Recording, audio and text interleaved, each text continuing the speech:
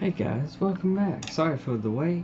Let's do Autopilot by Queens of the Stone Age. One of the best songs ever made. Nick Oliveri made it, and I really miss him. I think the band was better with him, but they're still pretty good. Alrighty, so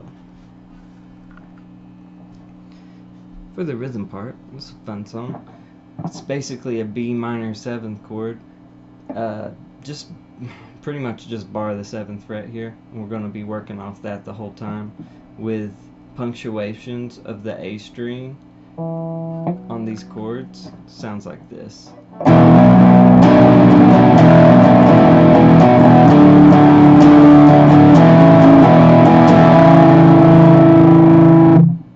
And that passage goes B minor 7th, then a D played like an open G bar chord, and then I don't know, C sharp something, I don't know. Basically you just move from the 9th fret on the A string to the 9th fret on the E string, and you still punctuate it by hammering on and off. I'll play it really slow here so we'll all sound better.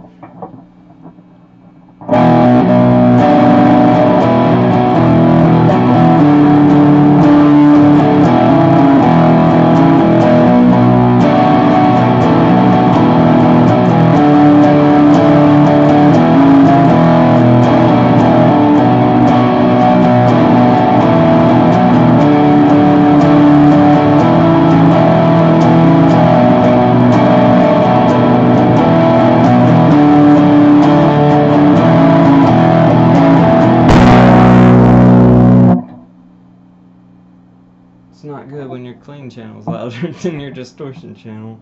Alright. Basically, sounds like this.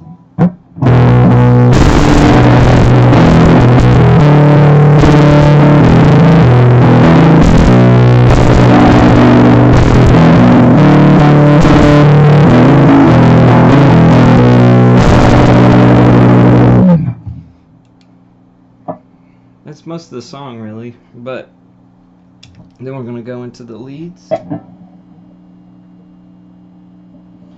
It starts off with the G and the B strings, slide up to the 10th fret on the G string, 10th fret on the G string, and then on the B string do a slight bend up with vibrato. We're going to be doing bends with vibrato here. It's kind of a strange thing. Not many songs use this, but it gives you a strange, out of tune, ghostly sound, especially if you have delay or reverb. It goes like this. I'm going to play the whole lead, then describe what I'm doing.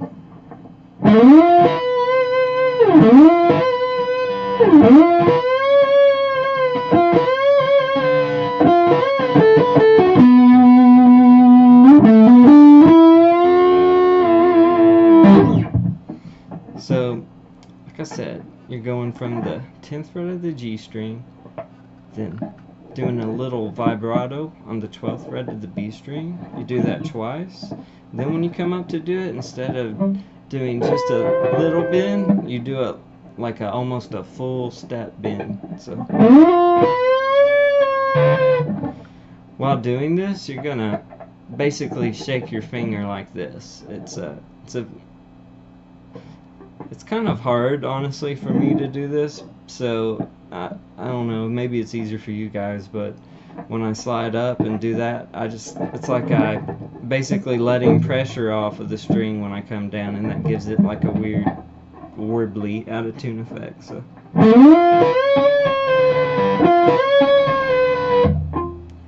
Okay. Then you're gonna do a big bend on the 12th fret. I don't really warble this one, so-called, the little vibrato while bending, but just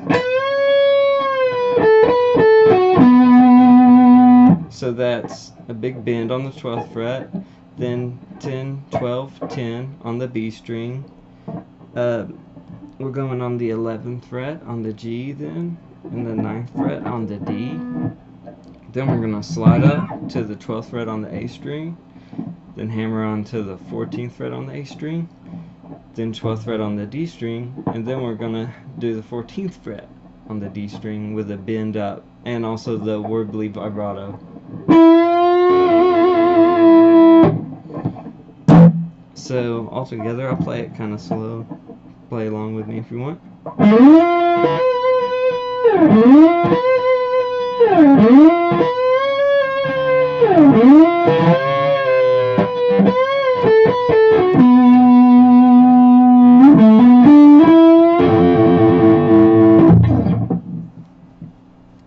Next, let's go into the chorus.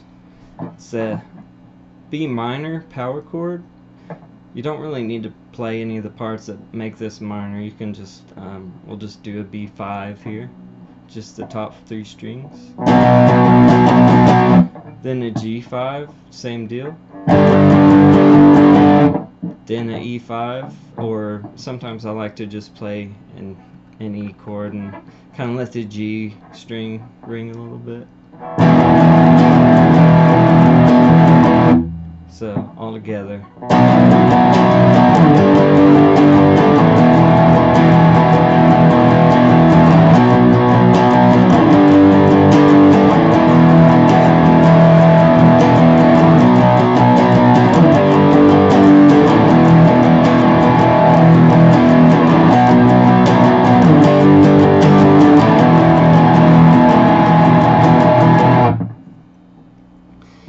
The lead guitar here is it's pretty easy.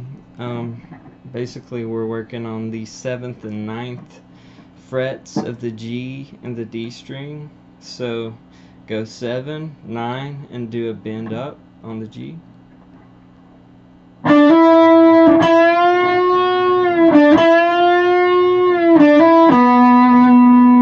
That's a 9th fret of the D string with vibrato, and then kind of do a hammer off onto the 7th fret and go back and do about a half step bend on the 9th fret.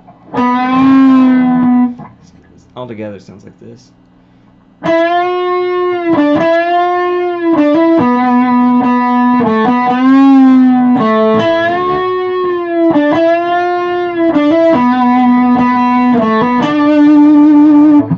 Sometimes instead of the half step bend, he'll play it 7th fret on the G with vibrato.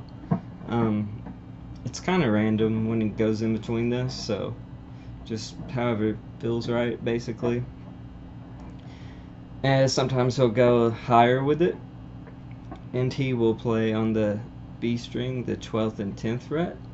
Basically the same thing, except 12th and 10th on the B string and the 11th and 9th on the G string here. So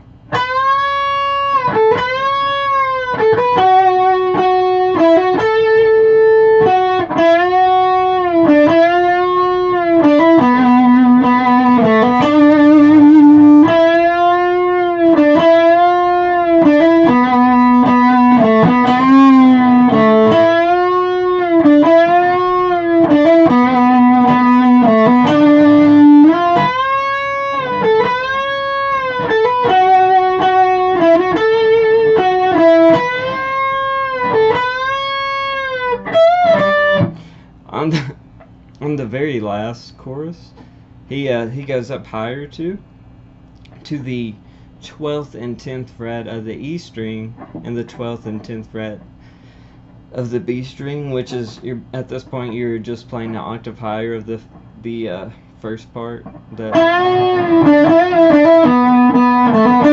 You're just playing that octave higher now.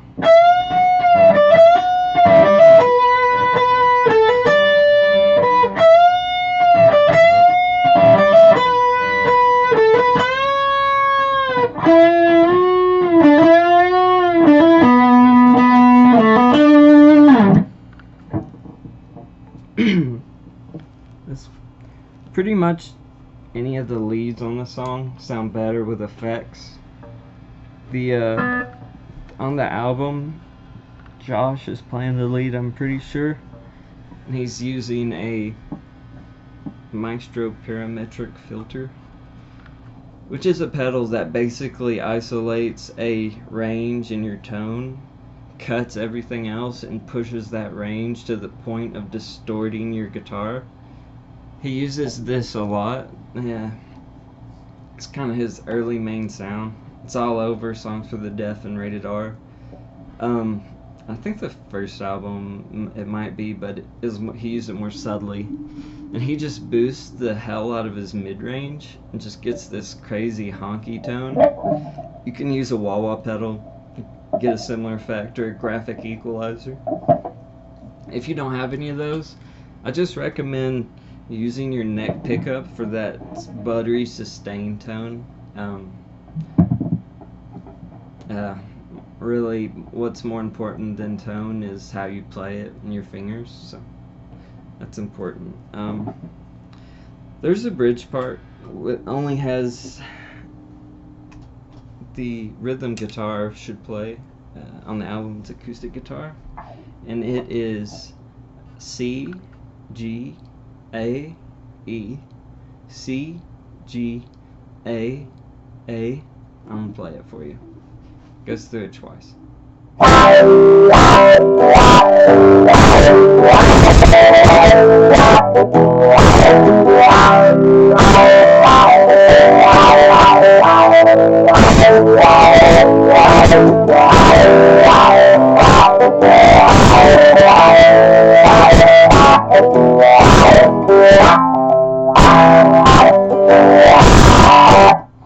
After that last C and G, you go back into the main rhythm part.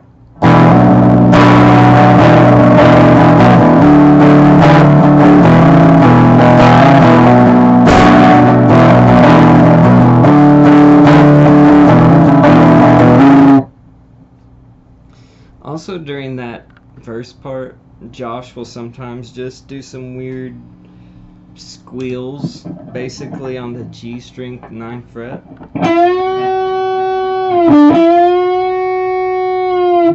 Doing pull-offs to the 7th and going back and bending. And then also on the 9th fret, the 12th fret of the B string.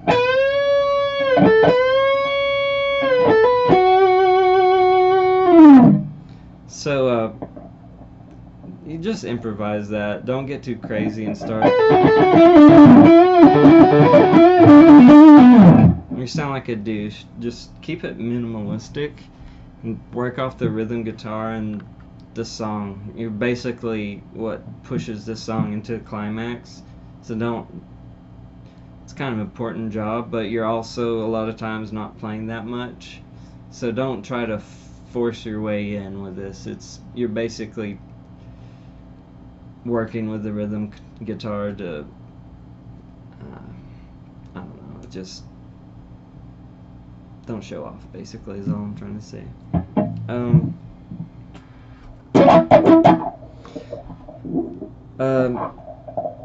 Sorry guys, I'm really tired. I'm gonna stop the Bob Ross imitating. I love Bob Ross. He's such a good role model, and I want to try to be like that too and be encouraging. And by the way, this is an easy song. If you don't have to be playing guitar a long time to play most of any Queens of the Stone Age song. They're all pretty easy and fun to play, so don't be intimidated. They are good guitar players, I'm not saying that, but there's no parts I can think of that require any sweep picking or any crap like that. So oh yeah, I'm trying to remember if there's any more parts to this song. I think that's it. Alrighty guys, next I'm going to do, I don't know, but it'll be good. Alrighty, you guys have a freaking awesome day and rock on.